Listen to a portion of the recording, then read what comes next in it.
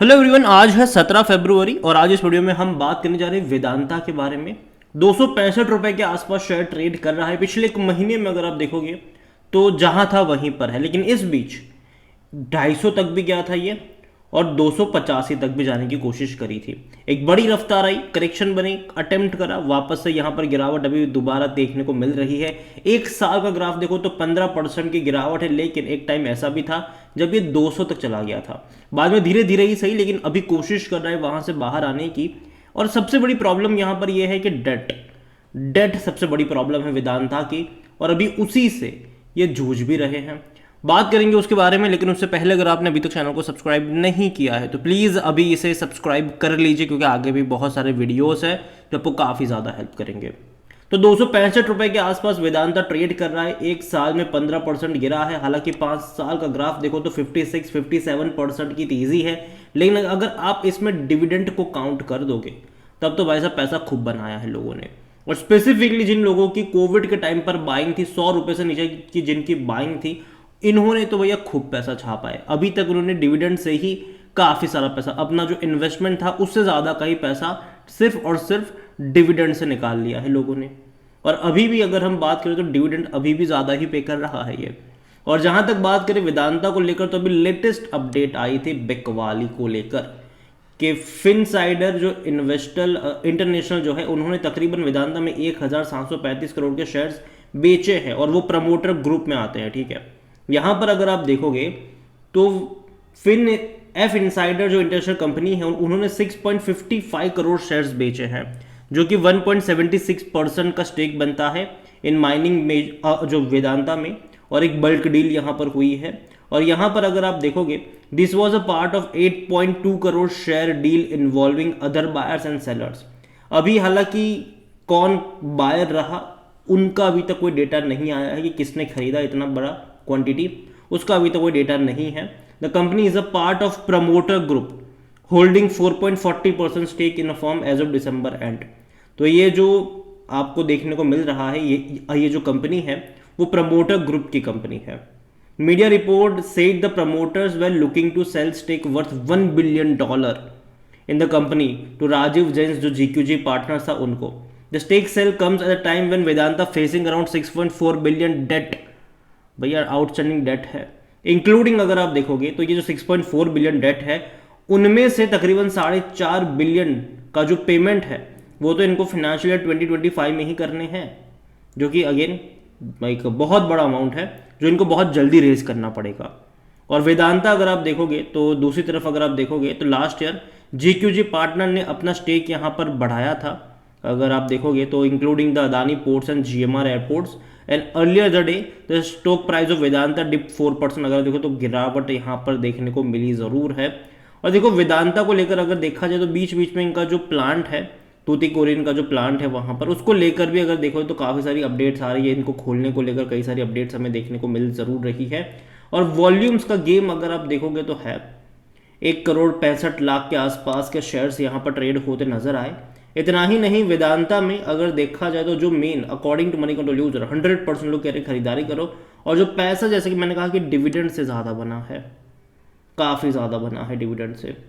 11 रुपये का पे 2023 में अगर आप देखोगे इसने तो पहले 12 रुपये 50 पैसे, फिर 20 रुपये 50 पैसे, फिर 18 रुपये 50 पैसे, फिर 11 रुपये का इन्होंने डिविडेंड पे किया पर शेयर। तो भाई साहब बहुत ज़्यादा है। इवन 2022 में इससे भी ज़्यादा का पे आउट हुआ था। तो देखा जाए तो बहुत हैवी डिविडेंड्स पे आउट होते नजर आए। उसकी रीज़न भी कंपनी के ऊपर जो डेट है वही है, क्योंकि देखो कंपनी के अगर आप डेट देखोगे तो डेट जो है वो वेदांता लिमिटेड के ऊपर नहीं है, इस कंपनी के ऊपर वो डेट नहीं है।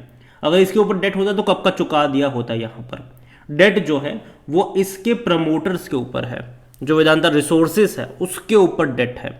और अब उस डेट को चुकाने के लिए अब वो सीधा सीधा इस कंपनी में से पैसा नहीं निकाल सकते।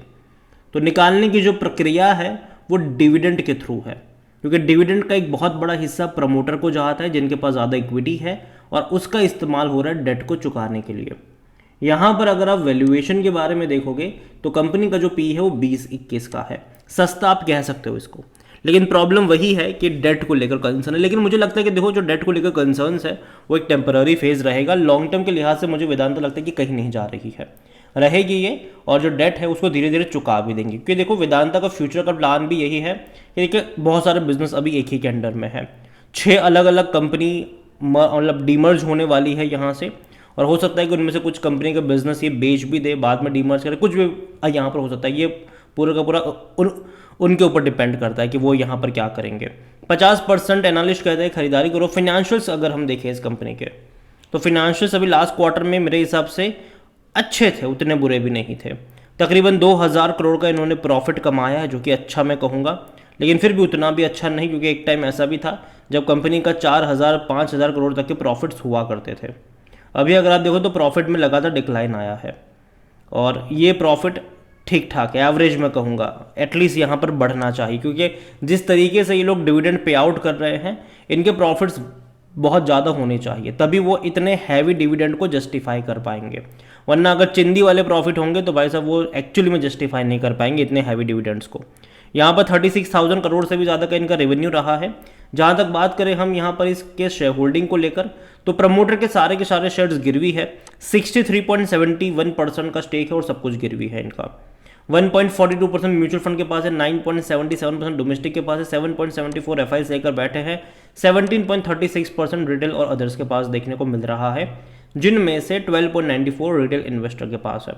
देखिए, वेदांता को लेकर जब ये आपको मिल रहा था कोविड के टाइम पे 65 पे, 70 पे, 75 पे, मैंने कहा था कि हाँ खरीदारी कर सकते हो, लॉन्ग टर्म का आप नज़रिया रखिए यहाँ पर, और डिविडेंड काफ़ी बड़ा पे करा उसने। लेकिन जब ये एक बहुत बड़ी तेज़ी दिखा रहा था, 300 रुपये से ऊपर चला गया, तब मैंने ये भी कहा था कि यहाँ पर अगर इन्वेस्ट कर रहे हो तो बहुत सारा अमाउंट नहीं लगाना चाहिए। यहाँ पर देखो, जो पैसा बनेगा 300 रुपये के ऊपर अगर आप बाय करो तो आपका जो पैसा बनेगा वो जनरली डिविडेंड के थ्रू बनेगा। अभी भी आपको जो पैसा बनेगा वो डिविडेंड के थ्रू बनेगा, और बीच बीच में अगर खबरें अच्छी आ गई, पैसा चुका दिया, तो वापस से शेयर में भी आपको तेज़ी देखने को मिल जाएगी। लेकिन अगर ऐसा नहीं होता है तब तक थोड़ी बहुत दिक्कतें यहाँ पर रहेगी। न्यूज़ यहाँ पर अपना काम करेगी कि भैया अब इतना पेमेंट करना है, इतना करना है, ये होने वाला है, वो होने वाला है, उसके ऊपर ये घूमेगा, ठीक है। लेकिन वेदांता की जो सबसे बड़ी गलती थी वो ये थी कि वेदांता जो है वो अपनी कंपनी को डीलिस्ट करवाना चाहते थे, ठीक है। ये लोग चाहते थे अपनी कंपनी को डीलिस्ट करवाना, लेकिन ऐसा हुआ नहीं, क्योंकि शेयर सरेंडर किए नहीं। क्योंकि जब इन्होंने डीलिस्ट के बारे में ये प्रपोजल लेकर आए थे, तब प्रमोटर की होल्डिंग 55% की थी।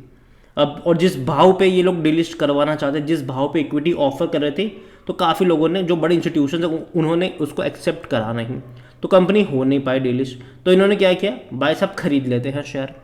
तो 55 से 65% पर प्रमोटर अपनी होल्डिंग को लेकर आ गए, फिर 65 से ऑलमोस्ट 70% पर प्रमोटर अपनी होल्डिंग को लेकर आ गए। लेकिन ये जो होल्डिंग अपनी इन्होंने बढ़ाई ना, वो बढ़ाई डेट लेकर, कर्जा लेकर, जो कि काफ़ी बुरा ऑप्शन है मेरे हिसाब से। कर्जा लेकर इन्होंने अपनी होल्डिंग बढ़ाई।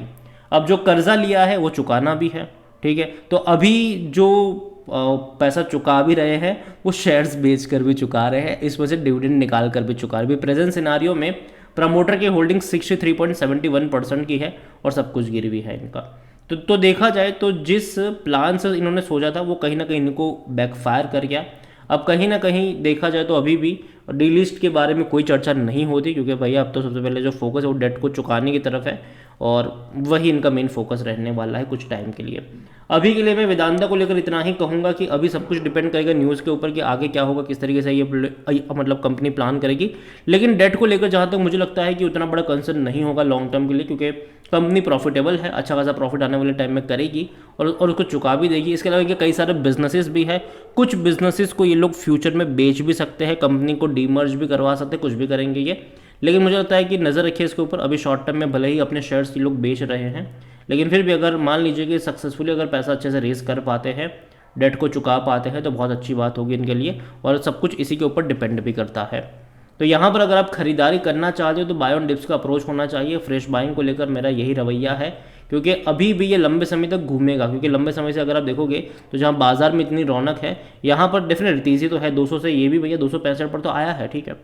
तो यहाँ पर भी तेज़ी देखने को मिली ज़रूर है, लेकिन आगे का जो चीज़ें हैं वो एटलीस्ट न्यूज़ पर डिपेंड करेगी। अप्स एंड डाउन्स यहाँ पर आपको देखने को मिलेंगे, और यही वजह है कि मैं बाय ऑन डिप्स की बात करूँगा किसी भी एक लेवल पर।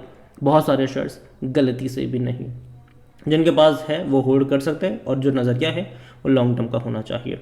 वीडियो को यहीं पे एंड करता हूँ। अगेन कोई बाय सेल रिकमेंडेशन नहीं है। अगर आप खरीदारी कर रहे हो या बेच रहे हो, उसका डिसीजन आप ही का होना चाहिए। और वीडियो पसंद आया हो तो लाइक करें, शेयर करें। चैनल में अगर आप पहली बार हैं तो प्लीज़ सब्सक्राइब करें। और वेदांता के बारे में आप क्या सोचते हैं वो भी आप मुझे कमेंट में लिख के बता सकते हैं। Thank you.